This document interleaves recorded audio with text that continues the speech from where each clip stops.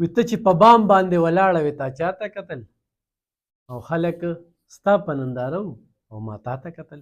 وزیر الله صاحب تېره ورځ ډېره زبردسته خبره وکړله. نو زه به د دې ټپې چې کوم دی نو چې ټولې دنیا مجیب زلمي ته کتل.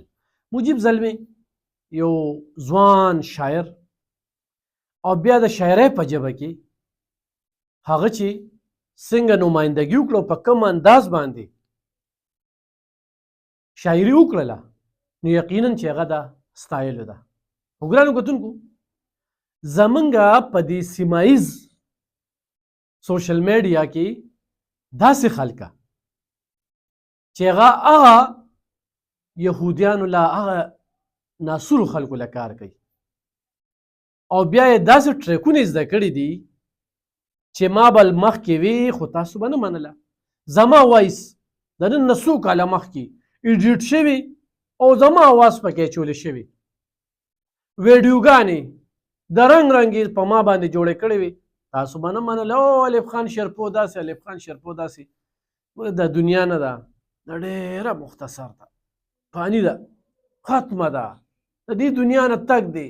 هر ورځ چې تېرېږي که نه نو د ټایم پیس دا ټک ټک ټک ټک دا ساعتونه تېرېږي د شپې چې ویده کېږو یو بله ورځ هم په ژوند کې کمه شي. تګ دی اخرت ته تګ دی د قبر ته تګ دی. نو ښه دا ده چې د دې پراډ دوکو درغلۍ فریب د دې نه ځان وباسو او ځان دین طرف ته مایله کړو. موږ د دین نه ډېر لرې یو. نو ګرانو کتونکو دغه ویډیوګانې چې کومې جوړېږي مجیب زلمي د هغه خاندان هغه ته څومره لوی کوپ هغه دغې خلکو ورسو چې دا دوی چل زده کړی دی. دا فلمونه جوړېږي که نه په یو کمره دننه مختلف دغې ورته جوړ کړي د بره غر نه رودانګي دا غټ غټ ځناور تاسو وینئ چې ونې ته لاس اچي یو روباسي.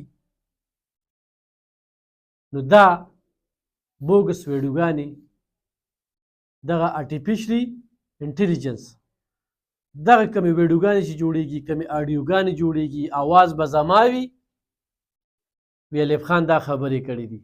چونکې زه د دې نه تېر شوی ما خو دا صرف د مجیب زلمي سره نه د ډېرو خلکو سره د سیاستدانانو سره هم داسې وشو چې ویډیوګانې ورله جوړې کړي دي.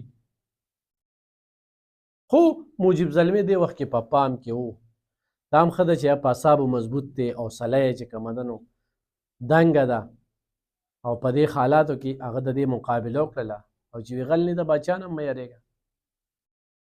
نو زه خپل هغه ټولو کتونکو ته وایم اورېدونکو ته وایم چې داسې قسمه ویډیوګانې جوړېږي چې سر به زما وي او تنه به د بل چا وي کار به روان وي اواز به زما وي پیدا به ترې بل څوک وباسي او په دغه باندې ایډیټ کوي او جوړوي یې. نو نن سبا په سوشل میډیا باندې دا ټرینډ دی. نو ما چې زه په دې حالاتو کې خبرې وکړم نو کیدای شي ستاسو ذهن ته څه راشي چونکې موږ دې وخت کې په ټي وي هر څه ویلي شوي نه منو په سوشل میډیا دا ویلي دي په فیسبوک باندې دا خبره شوې ده لکه چېرته شوې ده په فیسبوک باندې د ځانه پیک نیوز څونه خورېږي داسې پیک نیوز چې په خپلو غوږونو هم نه اورېدلې په سترګو هم نه کتلې تر هغې اعتماد مه کوئ. دا پیک نیوز دا ویډیوګانې دا بربنډې ویډیوګانې